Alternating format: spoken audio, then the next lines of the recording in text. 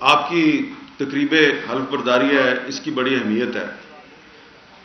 ایک تو وجہ یہ ہے کہ وزیر قانون صاحب یہاں موجود ہیں، اور دوسری اہم وجہ یہ ہے کہ یہ میرے سمیت تمام صحافی جو ہیں انہوں نے ایک کالی پٹی باندھی ہوئی ہے، تو یہ ایک حسین امتزاج ہے۔ اور بھلے کوئی یہ کہے کہ پاکستان میں جمہوریت بڑی کمزور ہے، لیکن یہ جمہوریت کا حسن ہے کہ وزیر قانون صاحب کو پتہ تھا کہ میں ایسی جگہ پہ جا رہا ہوں جہاں پہ صحافی نہیں بلکہ میرا ایڈوکیٹ جنرل جو ہے وہ صحافیوں سے بڑھ کے حکومت پہ تنقید کرے گا، لیکن پھر بھی وہ آ گئے۔ تو یہ ایک جمہوری رویہ ہے جس کا کہ ہمیں حوصلہ افزائی کرنی چاہیے۔ پھر آپ کو یاد ہوگا کہ جب عمران خان صاحب کی حکومت تھی تو نواز شریف صاحب کی تقریروں پر اور ان کے بیانات پر پیمرا نے پابندی لگا دی۔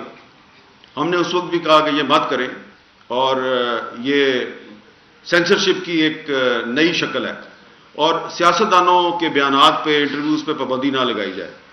تو اس وقت عمران خان صاحب نے ہماری بات نہیں سنی۔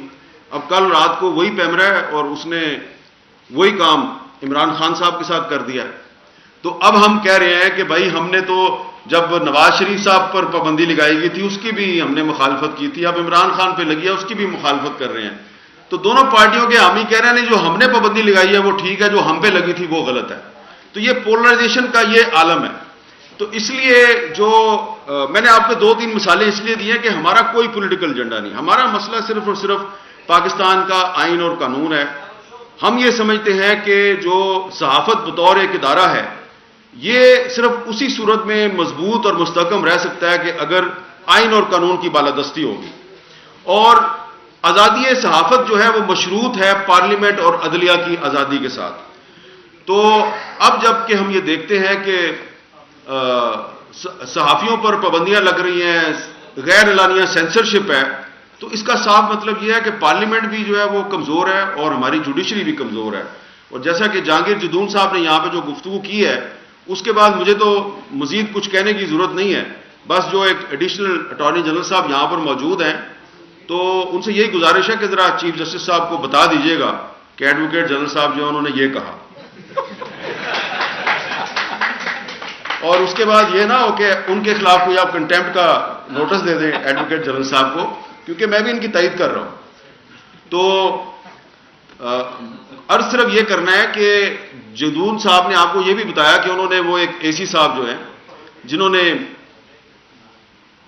جن کے حکم پر یہ ساری کارروائی ہوئی تھی اور جن کا نام جو ہے وہ ثاقب بشیر صاحب کی جو تھانہ رمدہ میں درخواست ہے اس میں ان کا نام بھی ہے، انہوں نے ان کو کہا کہ ایف آئی آر تو صحافیوں پہ ہونی چاہیے تھی، لیکن شکر کریں کہ ہم نے ان کے خلاف ایف آئی آر درج نہیں کی۔ تو اب ہم بڑی ہی عزت اور احترام سے جناب وزیر قانون صاحب کی خدمت میں یہ گزارش کرتے ہیں کہ جناب والا پہلے تو ایک شعر عرض ہے کہ کچھ لوگ جو سوار ہیں کاغذ کی ناؤ پہ، کچھ لوگ جو سوار ہیں کاغذ کی ناؤ پہ، تہمت تراشتے ہیں ہوا کے دباؤ پہ۔ تو یہ جو اے سی صاحب ہیں انہوں نے پتہ نہیں کون سی ہوا کے دباؤ پہ تہمت تراشی ہے، لیکن تارڑ صاحب جو ہے وہ کیونکہ ہمارے مہمان ہیں، ہم ان کی تمام عزت اور احترام کو سامنے رکھتے ہوئے ان سے بڑی عاجزی کے ساتھ یہ مطالبہ کرتے ہیں کہ براہ کرم اب جو ثاقب بشیر کی درخواست میں جن لوگوں پہ کہا گیا مقدمہ درج کریں ان پہ نہ کریں، آپ پلیز ثاقب بشیر اور اس کے ساتھیوں اور میرے خلاف مقدمہ درج کریں۔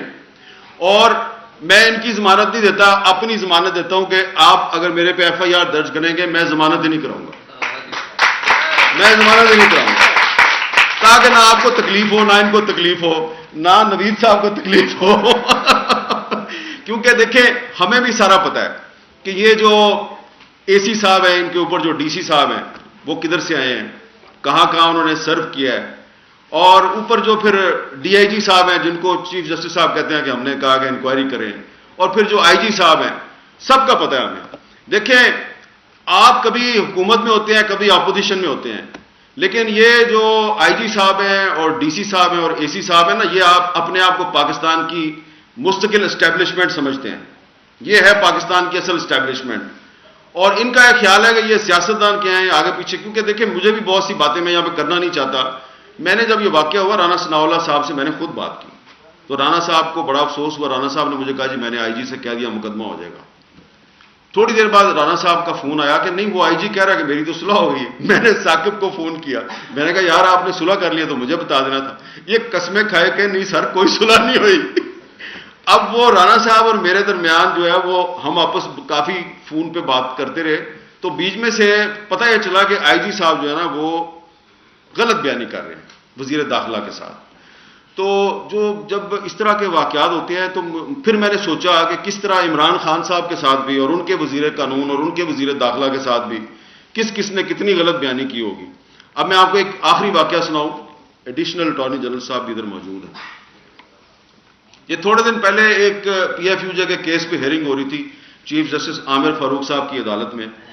تو وہ تارڑ صاحب کیس ہے کہ جو الیکٹرانک میڈیا کے صحافی ہیں ان کو بھی وہی حقوق مل جائیں جو کہ پرنٹ میڈیا کے صحافی ہیں. تو اس پہ ہم نے گزارش کی تھی کہ آئی ٹی این ای کے قانون میں ترمیم کر کے جو رائٹس پرنٹ میڈیا کے ہیں وہی الیکٹرانک میڈیا کو دے دیے جائیں. اس کی کئی ہفتوں سے ہیئرنگ ہو رہی ہے بار بار اور مجھے انہوں نے مائکس بنایا ہوا ہے چیف جسٹس صاحب نے, اطہر من اللہ صاحب نے بنایا تھا اور ابھی بھی وہ سلسلہ چل رہا ہے. تو پچھلی ہیئرنگ پر ایک پرپوزڈ لا پیش کیا گیا آئی ٹی این ای کے قانون میں نہیں, پیمرا لا میں, پیمرا آرڈیننس 2002 میں ترمیم کا ایک قانون پیش کیا گیا کہ جی یہ ہم ترمیم کر رہے ہیں جی تو اس سے ان کے مسئلے حل ہو جائیں گے.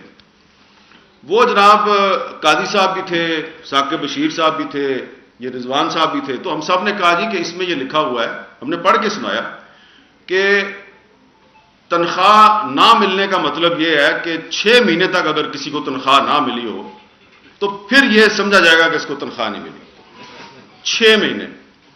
تو وہ چیف جسٹس صاحب نے کہا یار آج کے دور میں تو کسی کو 1 مہینہ تنخواہ نہ ملے تو وہ بیچارہ جو ہے وہ اس کے لیے بڑا مسئلہ پیدا, تو یہ ٹھیک نہیں ہے. تو وہاں پہ جو پی بی ہے اس کا بھی وکیل تھا, سارے تھے. تو یہ قانون جو ہے یہ حکومت کی طرف سے وزارت اطلاعات کا بنایا ہوا مسودہ جو ہے وہ ادھر پیش ہوا.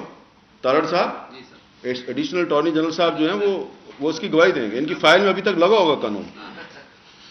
تو ہم نے اس کو کہا جی کہ نہیں ہمیں قبول نہیں ہے. انہوں نے پھر کہا جی اسٹیک ہولڈرز کی ایک کمیٹی بنائے ہیں, وہ کمیٹی جو ہے وہ دوبارہ آپس میں کنسلٹیشن کرے اور وہ ایک نیا مسودہ لے کے آئے. میں جناب نکلا عدالت سے باہر تو خبر پہنچ گئی ہوگی وزیر اطلاعات مریم اورنگزیب صاحبہ کے پاس. انہوں نے مجھے کہا, انہوں نے مجھ سے رابطہ قائم کیا. انہوں نے بڑی حیرانگی ظاہر کر کے کہا کہ یہ کون سا قانون ہے جو عدالت میں ڈسکس ہوا ہے, 6 مہینے والی بات تو ہمارے قانون میں ہے ہی نہیں. اب میں ذرا پریشان ہو گیا. میں نے پھر وہ جو انہوں نے عدالت میں جو قانون پیش کیا تھا وہ پھر میں نے دوبارہ پڑھا 3 دفعہ. اس میں 6 مہینے لکھا ہوا تھا. میں نے ان کو میسج کیا, میں نے کہا جی یہ وہی قانون ہے, میں نے ان کو بھیج بھی دیا. انہوں نے کہا نہیں یہ بالکل غلط ہے, یہ ہمارا اس سے کوئی تعلق نہیں. اب میں نے ان کو کہا کہ اگر آپ کو کورٹ نے بلا لیا اگلی پیشی پہ کہ وہ جو پہلے جو قانون پیش ہوا ہے وہ کس نے دیا ہے, اور آپ نے جو وہاں پہ ایڈیشنل اٹارنی جنرل صاحب کو کھڑا کیا ہوا ہے تو ان کی کیا کریڈیبلٹی رہ گئی. تو انہوں نے کہا نہیں میں دیکھ لوں گی. اب یہ میں نے ساری بات آپ کے سامنے اس لیے کی ہے کہ یہ جو سیاستدانوں پر پابندیاں لگا رہے ہیں نا, چیئرمین پیمرا صاحب ہمارے دوست ہیں, نواز شریف پر بھی پابندی انہوں نے لگائی تھی, اب عمران خان پر بھی پابندی انہوں نے لگائی ہے. اور جو سیکٹری انفارمیشن صاحبہ ہے نا جو پاکستان میڈیا ڈیولپمنٹ اتھارٹی کا بل لے کے آئی تھی, تو اس وقت عمران خان کے دور میں بھی یہی سیکٹری انفارمیشن تھی, اور اب شہباز شریف صاحب کا دور ہے, اور یہ جو سارے قانون آ رہے ہیں اور یہ جو بھی ہمارا دکھ کی داستان ہے ابھی بھی یہی سیکٹری انفارمیشن ہے.